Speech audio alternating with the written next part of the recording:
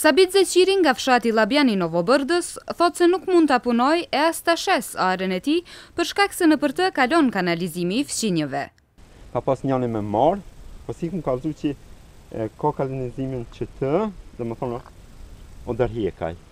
Naimi Strethi, që ka arën ngjitur me atë të Sabitit, thot se kanalizimi ka shkaktuar edhe tensione mes fqinjësh.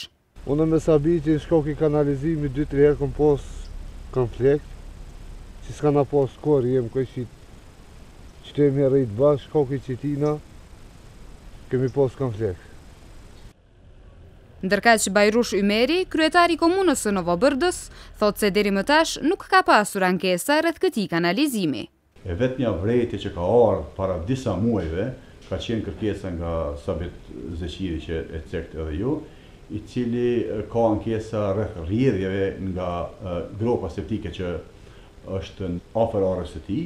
Kanë ndalë edhe kërkesa të ndryshme nga qytetarët për të zgjatur rrjetin e kanalizimit nëpër disa pika ku atëherë nuk kemi mujt me realizu, dhe të gjitha i kemi grumbullu dhe këtyre ditëve ne kemi shpallë një tender për t'i riparu të gjitha këtu apo për t'i intervenu e për t'i investu në kërkesat të qytetarëve.